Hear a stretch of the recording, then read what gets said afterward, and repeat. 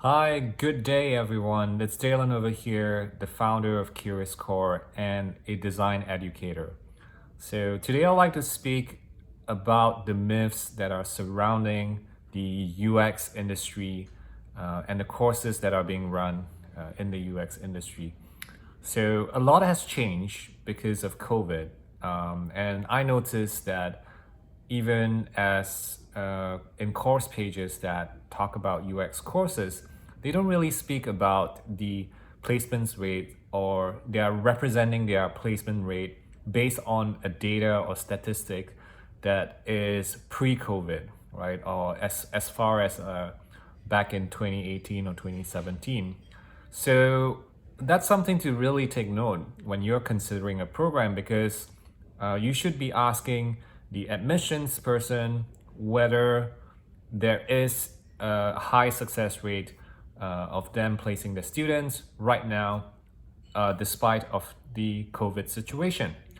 And we don't lie about this statistic. We put all our graduates and their portfolios on our website. Um, Not everyone gets a job right after they graduate from the program, but we're very honest about who gets a job and who doesn't, and where are they placed. So we're transparent about that itself. The other thing to take note is that it's not just about certificates. When you think about it, UX is a practice-based skill. So when an employer is hiring you, they're going to look at your level of experience, and if you want to fact check that, you can actually read the job description. And at the same time, they're going to see like if you can do the entire UX design process from end to end. So without actually gaining real world experience, that's actually really difficult to demonstrate. When they're questioning you during an interview, you get stuck, because if you've never seen how the entire UX design process is executed from end to end in a real commercial setting, you would think that this is a really linear process, and it's really clean, and you just do it from like step 1 to step 10, right? And more often than not, that is not true, because UX design is actually a pretty messy process, and sometimes you don't have the data you need, but sometimes you just have to go ahead with the decisions in order to get the project going. So that's something that a lot of schools, I realize, don't talk about.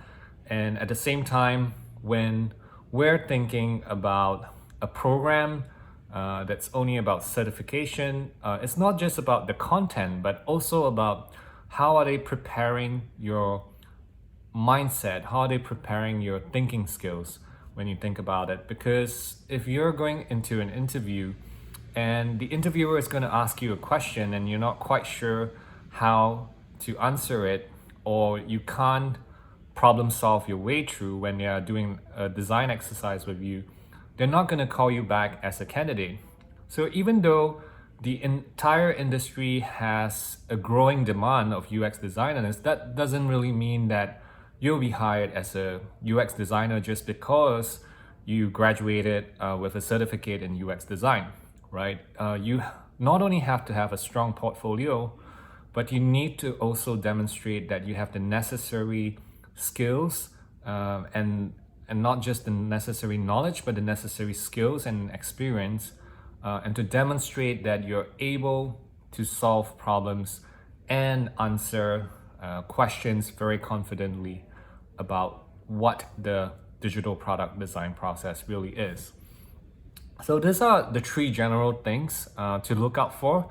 I do encourage you to talk to people who have graduated from the different boot camps, or people who have undertaken the certification programs. Currently, we are running our second batch, and we have someone who actually went through two boot camps, including one that's pretty prominent. And he said that he felt like he wasn't very supported throughout the process. So I do encourage you to talk to the past graduates, especially the graduates that have graduated during this COVID situation. And you should just do your fact check, and just make sure that you remain very, very objective, and not just get so on the promise that this is a great industry. Just because you're investing like a few $1,000s, you're gonna get a job. So how we really increase the success rate of our graduates getting a job, we do it in a very methodological approach. Number one, we use real world projects to make sure that they understand how to apply the UX design process in the first month that in the program. Right. Number two, we focus a lot on the thinking skills, and we focus a lot on the mindset of working in a tech company, because at the end of the day, it's UX design is a very collaborative process, and it's very different from working in, say, a traditional industry where it's more linear, it's more about top down and listening to instructions. So you need to get into a certain mindset, and it's pretty intense sometimes, to be honest, depending on the company you're going to work with. So there is quite a number of things to prepare, including your portfolio. And we realized that many schools don't actually focus on that and help their students be the best version of themselves and play to their strengths. And that is why we are doing what we're doing. We don't admit a lot of students, but for those who are serious enough to commit, we do try our best to help them, to place them, and to give them the necessary career support over time. So if you're interested to know more, feel free to reach out to us, and I'll be happy to answer any questions that you may have about your transition into this industry.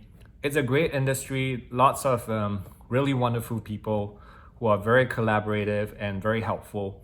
So don't be afraid to reach out, and I wish you all the best in your career transition, no matter what your choice is. I'm Dalen over here, and once again, appreciate that you watched this video. Thank you.